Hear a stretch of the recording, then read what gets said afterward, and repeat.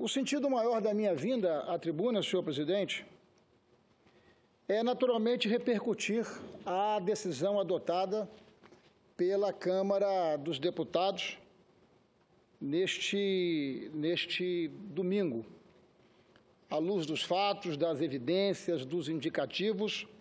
Mais de 70% dos deputados federais votaram favoravelmente a admissibilidade, ou seja, dando autorização ao Senado Federal para que o Senado, como determina a Constituição Federal, possa, como juiz natural, fazer a avaliação relacionada aos crimes cometidos pela presidente Dilma e pelo seu governo. E diante, senhor presidente, desses fatos, eu procurei, senadora Ana Amélia, orientação e inspiração em um conterrâneo de Vossa Excelência. Homem público de extraordinária presença não apenas na política do Rio Grande do Sul, mas também na política brasileira. Senador da República, ministro da Justiça, catedrático de Direito Constitucional da PUC de Porto Alegre, ministro, enfim, do Supremo Tribunal Federal, é sempre dele, do professor Paulo Brossat, ex-senador da República, o mais completo estudo científico desapaixonado sobre o Instituto do Impeachment, que não nasce no Brasil e tampouco tem vida curta, tem uma vida muito longa. Deixou o Paulo Brossat um homem público de primeira grandeza, alguém que teve como compromisso fundamental em sua vitoriosa e exitosa jornada pessoal, política, existencial, enfim, muitos ensinamentos. Paulo Brossat foi um homem devotado à causa democrática. Lutou duramente e resistiu duramente contra o regime autoritário e a ditadura militar. Foi um duro e competente opositor da ditadura militar. E vem deste extraordinário homem público, jurista e político, os principais ensinamentos sobre este Instituto Impeachment, que pela segunda vez o nosso país está tendo que enfrentar, o que não é motivo de alegria para nenhum de nós. Nenhum de nós deve torcer para uma circunstância e uma quadra como essa, porque essa circunstância e essa quadra é uma quadra delicada da nossa vida política. Mas o fato objetivo é que o estudo completo do ex-ministro Paulo Brossat, senador Lindenberg, ele ganha mais dimensão e domínio a partir de 1992, porque esses ensinamentos, ou esse livro feito pelo ex-ministro Paulo Brossat, ele foi escrito em 1965. Ele foi escrito ainda como uma tese acadêmica para acadêmicos e especialistas. Mas, a partir do impedimento do presidente Collor, o país e a obra do Paulo Brossat, sobretudo a que está relacionado com o impeachment, ganha muito mais dimensão e ganha popularidade. O estudo do professor Paulo Brossat estabeleceu com precisão a exata fisionomia do impeachment, sua natureza, sentido, alcance e objetivo, seu lugar, inclusive, na órbita federal e na órbita dos estados. Fez Paulo Brossat uma profunda pesquisa com riquezas de detalhes sobre o nascimento do impeachment, ainda na Grã-Bretanha, depois migrando para os Estados Unidos, de onde nós recolhemos a inspiração para incorporar no direito brasileiro a figura do impeachment. No direito brasileiro, a partir da República, com plena jurisdição como se fosse um tribunal e aplica a pena que for necessária, nos Estados Unidos o Senado decide apenas pela perda ou não do cargo do presidente. O homem permanece intocado. Há ali um enfrentamento de tese, porque no parlamento britânico o impeachment não é apenas um julgamento político. Aplica-se também as penas comuns, aquilo que está previsto no Código Penal, diferentemente do Brasil. Mas em nosso país, nós fomos pelo modelo norte-americano e, no limite, o que se faz é, de fato, o afastamento, no caso federal, do presidente da República e, no caso dos estados, também os governadores, porque também o impeachment é um instrumento para afastar governadores que, eventualmente, vão ao encontro das suas e das nossas constituições estaduais. O fato objetivo é que na República passou a ser simplesmente político, como nos Estados Unidos. E assim segue até os dias atuais. Não tem no Brasil, assim como nos Estados Unidos, o caráter de pena, buscando apenas retirar, afastar o governante do seu cargo. Leciona Paulo Brossat que, antes de tudo, o interesse maior é proteger o Estado e não punir o delinquente. Uma vez afastado o governante do seu cargo, o processo já não tem mais o sentido algum e não prosseguirá.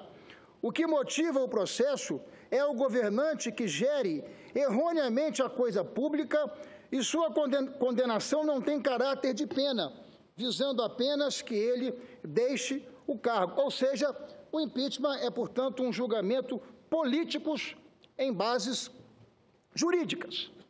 E não tem o caráter de punir o governante, mas de proteger o Estado do governante que viola a Constituição Federal, como é o caso, a meu juízo, da presidente Dilma.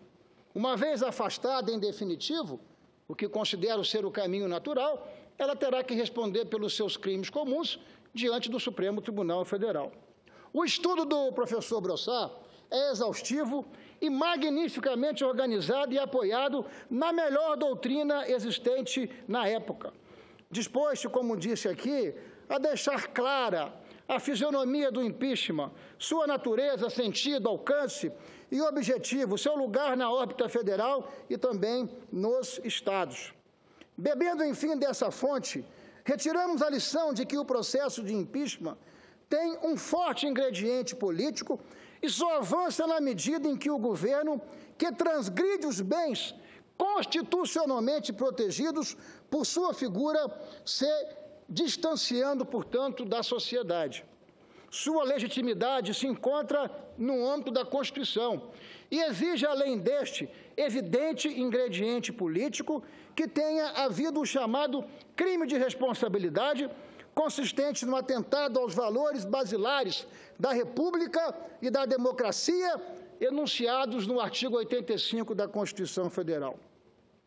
Mas a sua natureza e expressão política, além de sua grave repercussão, ou seja, a mais severa delas, a de afastar o presidente da República, remete o juízo sobre as condições para a sua efetivação, tanto a jurídica, no caso, a ocorrência do crime de responsabilidade, como a política, sua necessidade para preservação do Estado desse governante que viola as regras constitucionais.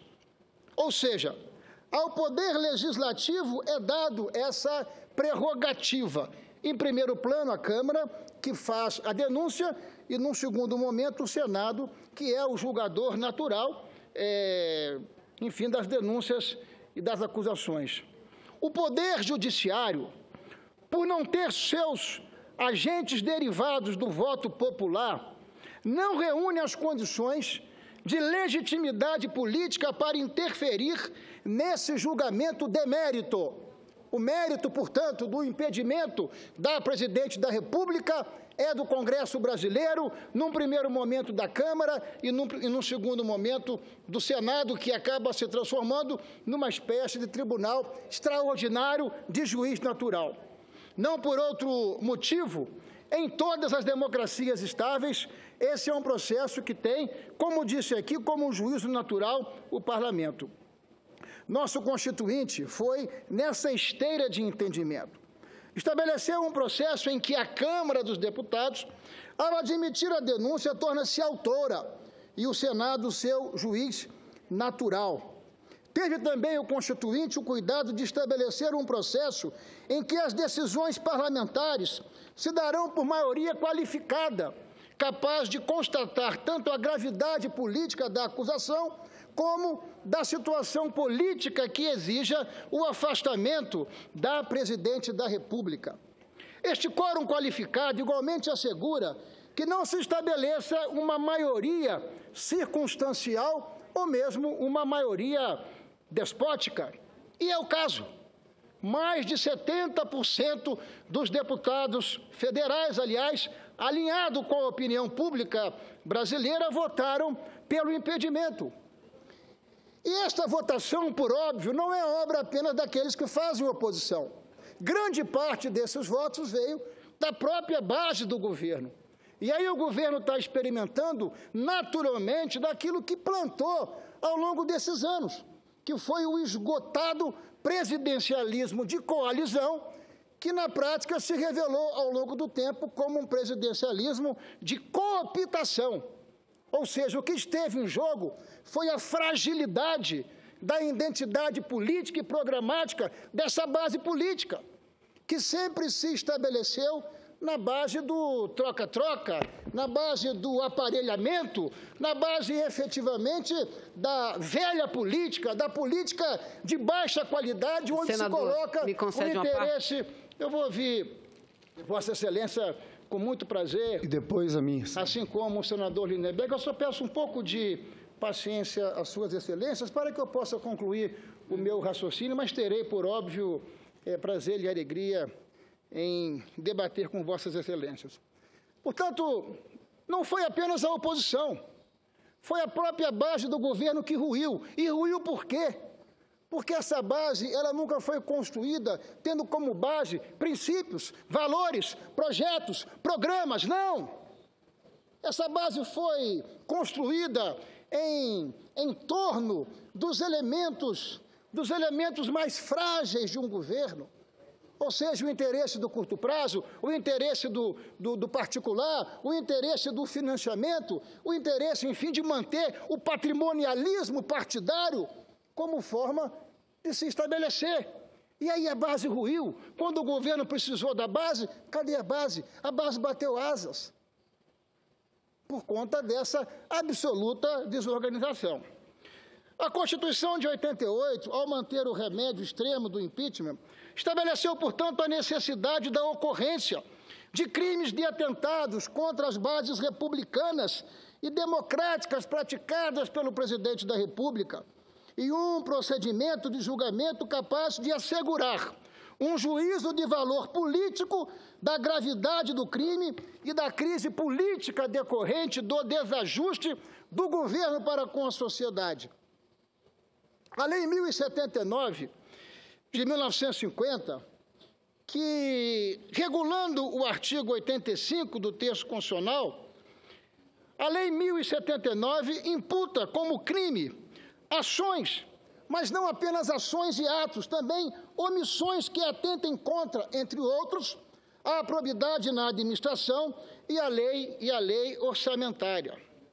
Aqui tem, naturalmente, um debate que vai se estabelecer e vai se esgarçar nessa casa, porque, para o meu juízo pessoal, a presidente da República e o seu governo cometeu crime de responsabilidade. Diferentemente, tenho certeza daquilo que pensa o senador Lindenberg, a senadora Vanessa e tantos outros. Acontece que o juiz natural que vai avaliar se houve crime ou não são os senadores da República. Não por óbvio capricho de cada um, porque a Constituição Federal delega ao Senado da República esse papel, o papel de julgar se houve ou não crime. Não cabe à Câmara dos Deputados dizer se houve ou não crime, cabe à Câmara fazer a acusação. E todos nós, ao longo dos próximos dias e semanas, teremos que estar debruçados em torno desse tema. Eu, pessoalmente, estou convencido que a presidente Dilma violou a Constituição Federal. Estou convencido que ela atentou contra a lei orçamentária, atentou contra a probidade administrativa, e nós teremos amplo espaço para o enfrentamento dessas teses, ou dessas opiniões, ou desses juízos de valor ao longo dos próximos dias. Vejam que a Constituição, senhor presidente, senhoras e senhores senadores, fala de ato da presidente. O ato próprio da presidente, ele está, por óbvio, nos decretos. Mas a omissão no dever funcional se compara ao ato quando ele se revela doloso. E eu estou também convencido que tudo que aconteceu em relação a essas violações, não apenas atentando contra as leis orçamentárias, mas assim como atentando contra a probidade administrativa, isso, na minha opinião, na minha convicção, foi feita de caso pensado, foi feito de forma absolutamente premeditada. Ao discorrer sobre tais crimes, a Lei 1079 tipifica não só a ação, como a omissão do presidente da República em atentar contra esses valores.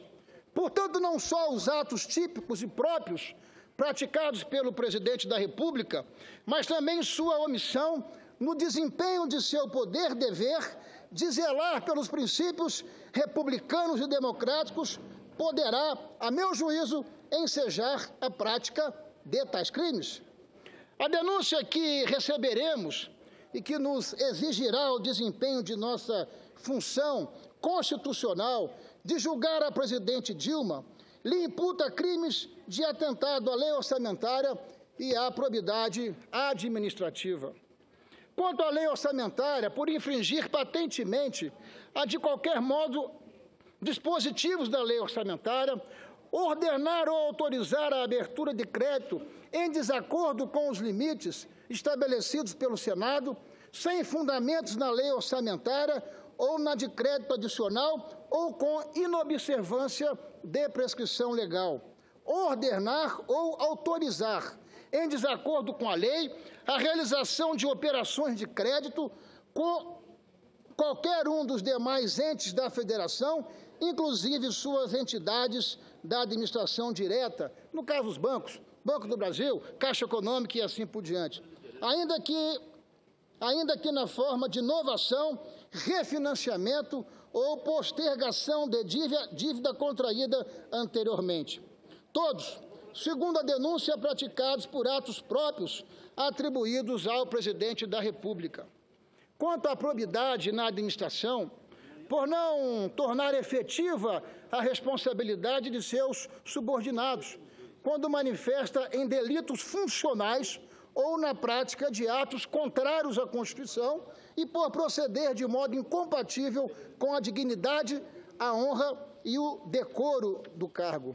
Estamos, portanto, diante de um modelo de governo, de um método de governar que se baseia na crença de que tudo é possível para realizar um projeto de poder quase messiânico, que dispensa os contrários e despreza a lei quando a lei não lhe interessa ou quando a lei lhe convém. Estamos diante de uma cultura política, meu caro senador Medeiros, estamos diante de uma cultura política liderada pela presidente, pelo seu partido e pelos seus aliados, que acredita que tudo é válido para se ganhar as eleições, que tudo é válido para se governar, desde mascarar as contas públicas, como o da prática de estelionato eleitoral, em que se promete o que se sabe que não se vai cumprir. A crise é grave e sua solução se dará pela afirmação dos valores republicanos e democráticos. E já vou caminhando para o encerramento, senhor presidente. Mas já foram 20 minutos e tem ainda os apartes, só queria, para a gente também dar uma dinâmica, mas Vossa Excelência terá o tempo necessário para fazer o discurso. Só um pouco. A delicadeza de Vossa Excelência. A crise é grave e sua solução se dará pela afirmação dos valores republicanos e democráticos que adotamos na Constituição de 88 e na manutenção da tradição desta Casa. Desde a sua criação, aliás, o Senado é a mais antiga das instituições brasileiras. O Senado sempre soube, com serenidade, mas com firmeza, manter a unidade nacional e corresponder com a vontade soberana do povo brasileiro. Assim foi, assim é, senhor presidente, e eu estou seguro que assim será.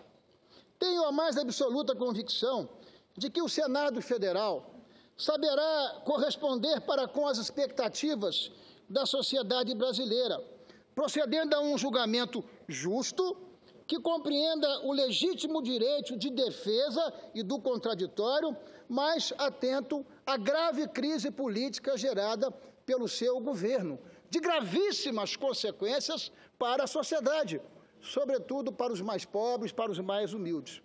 Um julgamento intocável do ponto de vista constitucional, agindo como juiz natural, última e mais legítima instância para apreciação da fundamentação do pedido de afastamento da presidente, sua oportunidade e sua necessidade para que nós possamos reconstruir o nosso país a partir de todos os fatos e atos que estão presentes em nossa realidade.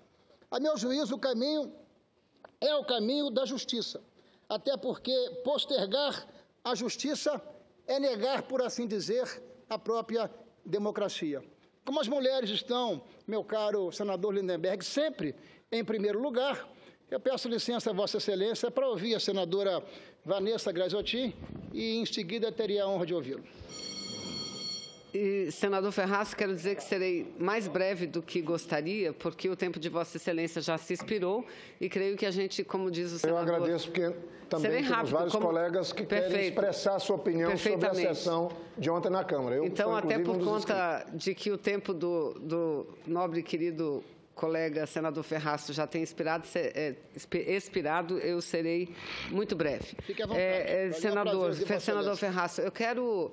Primeiro, cumprimentar Vossa Excelência e comparar um pouco o que está sendo o discurso de Vossa Excelência com aquilo que nós vimos durante todo o debate da mais longa sessão já realizada pela Câmara dos Deputados.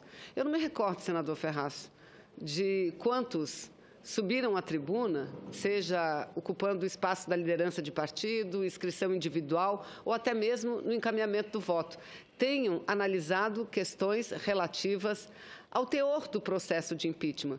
Todos lá diziam porque tem muito desemprego, porque a Lava Jato, e, aliás, vaiavam muito os deputados quando criticavam o presidente que conduzia aquela decisão, presidente da Câmara, deputado Eduardo Cunha, que ele sim, diferente da presidente Dilma, ele sim, é réu no Supremo Tribunal Federal, a quem pesa inúmeras provas, não apenas suposições ou ilações, mas provas contra ele, não é?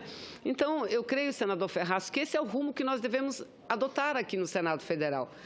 Porque impopularidade, crise econômica, não é razão para o impedimento de nenhum presidente da República.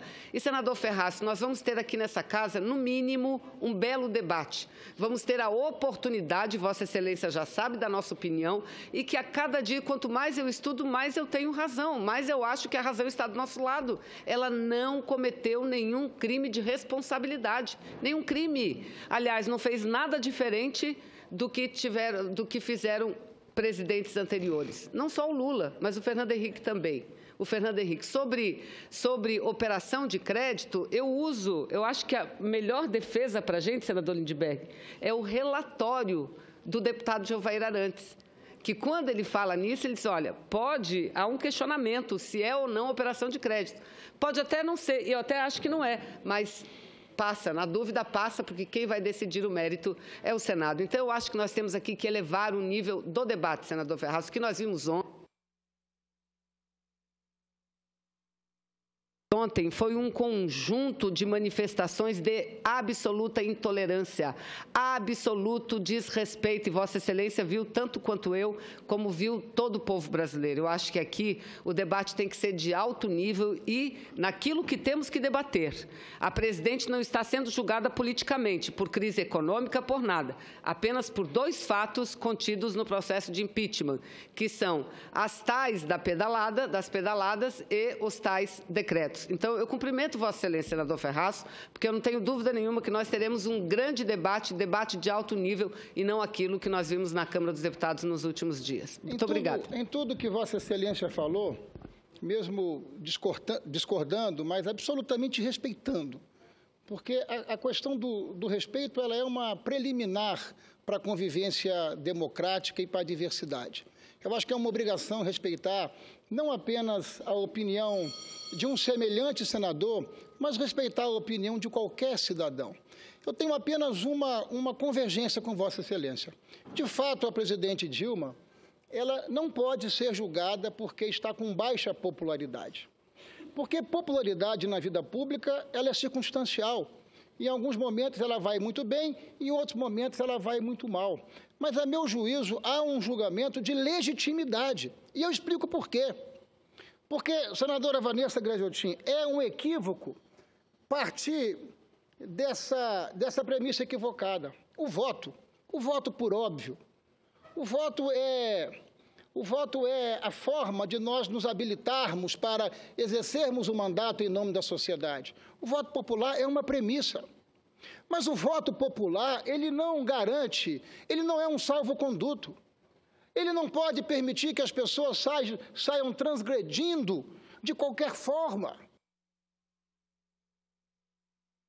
O exercício do seu mandato não legitima ele no dia a dia, você está perdendo a legitimidade. E nós vamos ter oportunidade aqui para detalhadamente, Vossa Excelência com o seu juízo em fim de valor, eu com o meu, para debatermos assim, de maneira frontal, aonde que a presidente da República afrontou a Constituição, aonde que ela atentou contra as leis orçamentárias, que é um sistema como no todo, e ao atentar contra as leis orçamentárias, o que ela proporcionou, o que está na origem do seu atentado, é a mais absoluta desorganização do nosso país, que está mergulhado hoje num colapso, não apenas financeiro, mas econômico. Mas teremos tempo, Vossa Excelência e eu e tantos outros senadores, de fazermos esse debate. Eu agradeço, mesmo divergindo, as contribuições de Vossa Excelência em meu pronunciamento e ouço, naturalmente, com o mesmo prazer, o senador Lindenberg. Obrigado, senador Ricardo Ferraz. No começo, só uma pequena correção. Não é a segunda vez que temos um processo de impeachment, é a terceira. Não, pós-momento em que o Brasil voltou a votar para presidente da República. É, porque eu ia citar o caso de Getúlio Vargas também, que teve um pedido feito pelo Wilson Leite Passos, que foi vereador do Rio de Janeiro depois. Mas foi recusado. Foi recusado. E pedia em cima de empréstimos a um jornal, a última hora, a história sabe. Sempre lembrando que Getúlio ele se salvou do impeachment, mas poucos dias depois se suicidou. Claro, porque os golpistas continuaram. Naquele momento insano. Não foi só com o Getúlio, foi com o Juscelino, foi com o Jango. Vossa Excelência pode estar certo que o que aconteceu ontem na Câmara, aquele circo de horrores, eu espero que o Senado rebata isso aqui, porque ficará na história como um golpe. Não tenho dúvidas. E vou entrar aqui nos pontos concretos, porque, infelizmente, quem viu aquela sessão da Câmara no dia de ontem, viu tudo, menos parlamentares votando, argumentando sobre questões políticas e jurídicas, porque a admissibilidade também, esse processo todo do impeachment é um processo político e jurídico. Eu vi gente ali votando pela paz em Jerusalém, vi Bolsonaro falando do torturador Brilhante Ustra, eu vi também Eduardo Cunha falando que Deus tenha misericórdia dessa nação, vi uma deputada Raquel Muniz, que citou o seu marido, prefeito de Montes Claros, e acabou bradando contra a corrupção. O prefeito foi preso hoje pela manhã, numa operação da Polícia Federal. Eu vi aquilo como um escândalo. Eu espero que o Senado Federal, a gente tenha um debate de altíssimo nível, com argumentos. E Vossa Excelência foi para um campo que é um campo que tem que existir, que é o campo jurídico. Falou aí do Paulo Brossard e fez uma boa intervenção nesse sentido. Mas aí que eu quero chegar, Vossa Excelência, nos pontos concretos, porque na semana passada Vossa Excelência tinha feito um pronunciamento falando de 2014. Primeiro é preciso dizer o seguinte, que o presidente da Câmara acolheu apenas denúncias relativas a 2015. O Supremo Tribunal Federal, na sexta-feira, antes da votação da admissibilidade na Câmara dos Deputados, senador Ricardo Feaço, também decidiu dessa forma. O que está em discussão aqui são os pontos acolhidos pelo presidente da Câmara.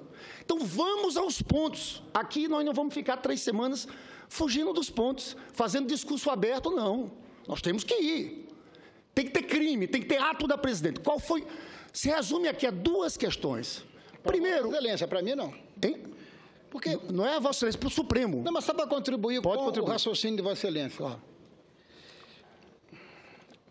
O Senado Federal cumpre uma prerrogativa constitucional de ser o juiz.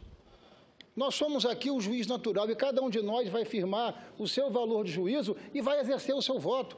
Portanto, neste particular, em casos de enfrentamento de impedimento, o Senado Federal é transformado num tribunal extraordinário, especificamente para julgar se houve ou não. Vai caber a cada um de nós firmar o juízo de valor. Aquilo que para Vossa Excelência pode parecer correto, para mim pode não parecer. Imagine, Vossa Excelência, se todos os juízes do Supremo Tribunal Federal tivessem a mesma opinião sobre as questões que lhes são submetidas. Mas escute, senador, não, escute, senador. O Supremo circunscreveu em 2 pontos. Por quê? Porque a presidente tem que ter direito de defesa. Você não pode... Não, escuta, mas escuta. Você não pode condenar uma presidente em cima do conjunto da obra. Ela tem que se defender pontualmente em cima das acusações. E o Supremo decidiu. Não sou eu e Vossa Excelência, não. O Supremo decidiu. São 2 pontos. São 2 pontos, senador Ricardo Feaço. Então, primeiro ponto, Plano Safra. Não é nem pedalada de uma forma geral, é um ponto só. Plano Safra. E aí, de 2015.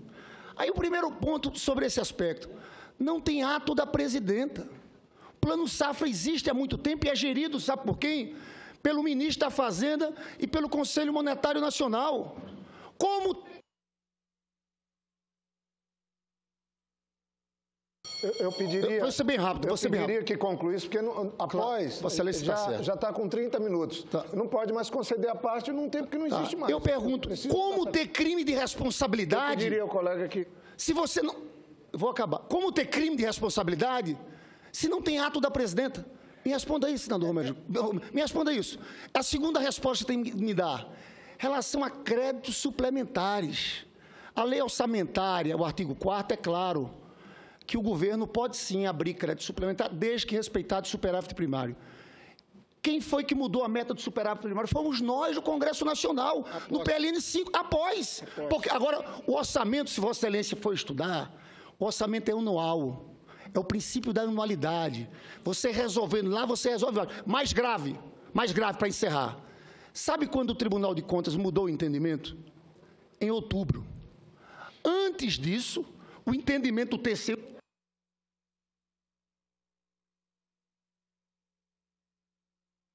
Tanto em relação às pedaladas, quanto decreto e créditos suplementares. Vossa Excelência sabe, Vossa Excelência é senador, que a lei não pode retroagir para prejudicar. O governo, esses 6 decretos foram assinados antes de outubro. Então, me explique, senador, objetivamente, em cima desses pontos. Não adianta fugir. Ir para outro assunto. Porque o tema é esse, a decisão do Supremo é que são esses 2 assuntos que a presidenta Dilma está acusada de crime de responsabilidade. Eu queria que os senhores entrassem nesses pontos específicos. A decisão do Supremo não foi essa.